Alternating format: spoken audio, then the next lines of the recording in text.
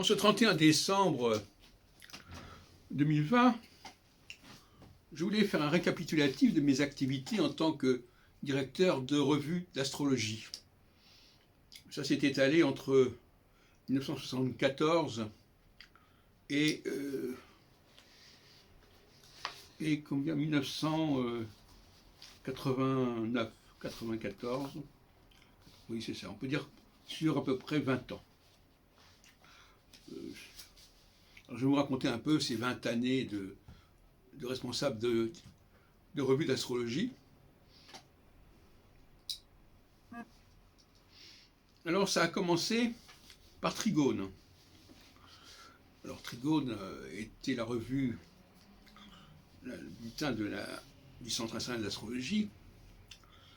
Il s'est créé d'ailleurs à la suite de la perte de la revue L'Astrologue, qui a été emportée par M. Barbeau. La revue L'Astrologue avait été créée pour le Centre national d'astrologie.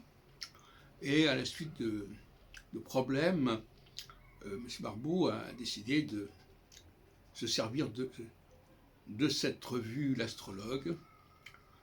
Et ça a obligé le Centre national d'astrologie à créer une autre revue qui s'appelait Trigone, qui était dirigée par Jacques Berton. Mais en 1973, il y a eu beaucoup de problèmes au sein du Centre national d'astrologie. Et moi-même, j'ai été élu vice-président du CIA. J'avais à l'époque 25 ans. Je rappelle qu'André Barbeau a lui-même été rédacteur en chef du bulletin du CIA à partir du début des années 50, donc 20 ans plus tôt. Il était également vice-président du CIA. Et par conséquent, cette revue Trigone est parue, notamment avec l'aide de Antoine de Francesco, quand M. Berton m'a cédé la responsabilité de cette revue.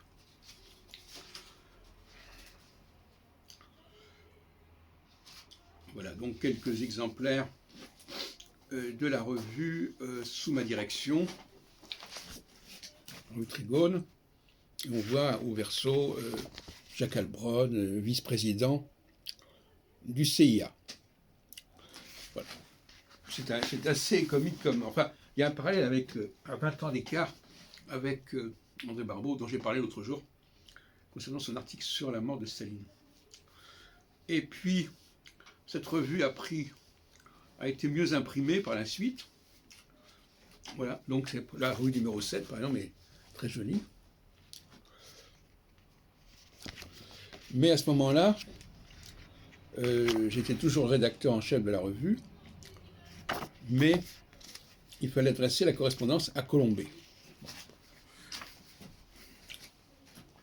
Dans cette revue, d'ailleurs, il y a le catalogue de la bibliothèque du CIA. Bon, bref. Accueilli par la bibliothèque astrologique, n'oublions pas. Je l'ai dit d'ailleurs dans l'éditorial, la bibliothèque du CA, c'était pas grand-chose. Elle était intégrée dans la bibliothèque astrologique que j'avais fondée. Donc là, nous sommes au numéro 7. Et puis, il y a aussi encore le numéro 8. De toute façon, je n'ai pas l'intention de vous réciter tout. Et dans la revue, alors numéro 8, ben, c'est pareil. Sauf que c'est Maurice Calais qui devient le directeur de publication à la place de Renou. Voilà. Là, nous sommes là, carrément, au mois d'avril 1975, donc juste avant la création du mouvement astrologique unifié, universitaire. Voilà. Et il est question, évidemment, du congrès de 1974, que j'avais organisé, que j'avais suscité avec Isard, et qui s'est tenu à l'hôtel Méridien de la porte Maillot. Voilà. Alors, on parle de ce congrès. Et d'ailleurs, là aussi, il y a un parallèle intéressant, parce que en 1953, André Barbeau avait animé en partie le congrès international qui s'était tenu à la Mutualité à la fin 1953 et qui a d'ailleurs publié des actes du colloque. Et cette fois-ci, c'était la comtesse Zehowa Sisko de Vienne, et non pas Julienne Sturm, Gilman, qui était... Voilà. Il y a des parallèles curieux, à 20 ans d'écart, il y a des parallèles assez curieux. Alors, une fois la rupture consommée avec le Centre international d'astrologie, j'ai créé une autre revue qui s'appelait Grande Conjonction, qui était un peu un clin d'œil, puisque Trigone et Grande Conjonction, c'est un aspect. Voilà, donc c'était... Alors j'avais comme collaborateur notamment Georges Duperron, le Bordelais, avec lequel j'étais très lié, et Dominique Devy de Reims. Et donc c'était tout à fait dans la continuité de ma direction de la revue Trigone, qui a continué d'ailleurs très longtemps. Et alors il y a 3 numéros dont je voudrais vous parler. Enfin, il y a aussi ce petit numéro, la Grande Conjonction, voilà, qui est pas mal. La revue d'astrologie du MAU. Oui. Alors ces 3 numéros ont été faits grâce à la Nouvelle Acropole. C'est ce que j'appelle un triptyque, qui est paru en 77 et 78. Voilà.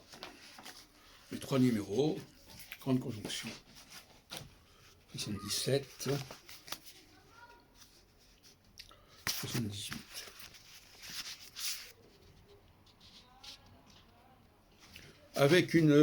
On a eu une petite tentative, une petite expérience avec Hébertine qui nous a imprimé les premiers bulletins de la Grande Conjonction. Voilà. Et puis ensuite, il y a eu une pause.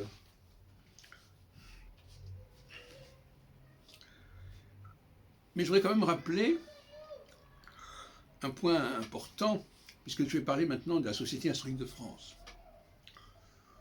qui était fondée bien avant. Il y en avait eu plusieurs Sociétés astronomiques de France,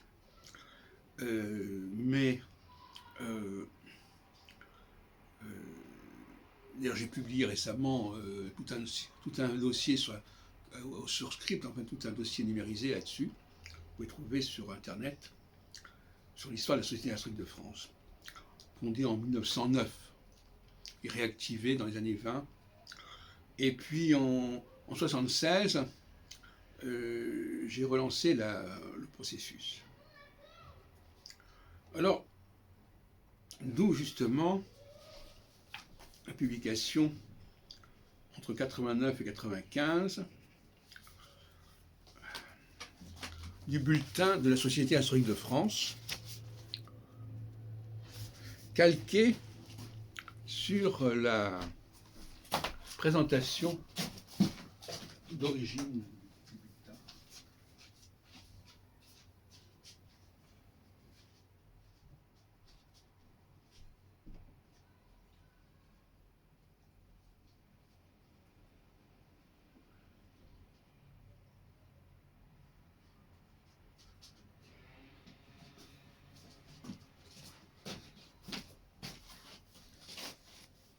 Ça, c'est celui des années 30, et celui-là, c'est celui des années 80-90.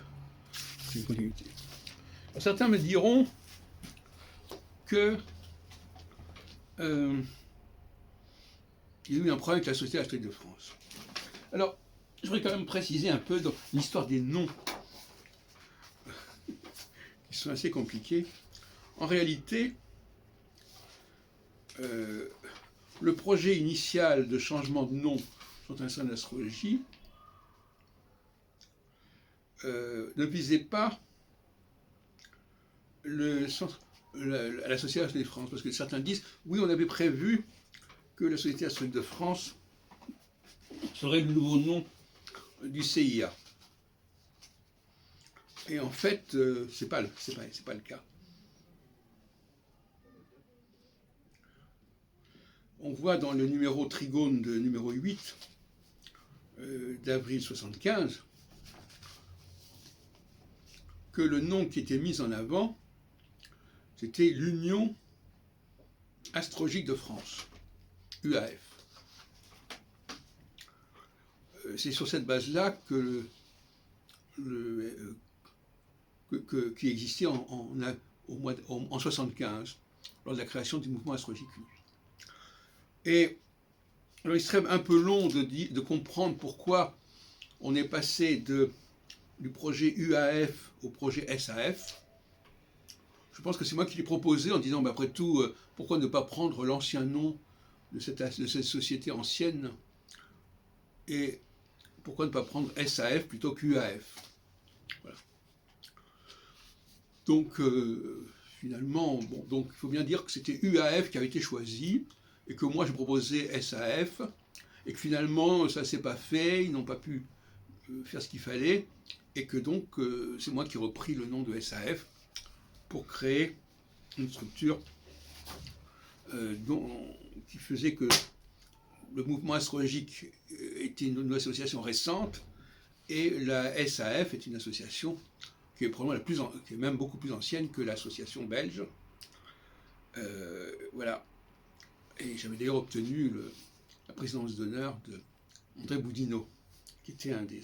Alors cette association SAF avait organisé un congrès en 1937 à Paris, dont il y a les actes, et d'ailleurs c'est publié dans ces archives de SAF que je vous ai signalées. Et voyez-vous, donc on est là sur 3 congrès, le congrès de 37 avec la SAF, le congrès de 53 avec le CIA et le congrès de 74 avec l'ISAR, etc. Voilà, donc voilà comment ça s'est passé. Et pour la petite histoire, lors des problèmes qui ont eu lieu avec le GRH, quand il y avait parce que aussi bien le CIA que le GRH ont été pris dans des processus d'autodestruction et d'implosion. Le CIA, c'était dans les années 75, 74, 75, et le GRH dans les années 86, 85, 86. Et à ce moment-là, j'étais vice-président du GRH.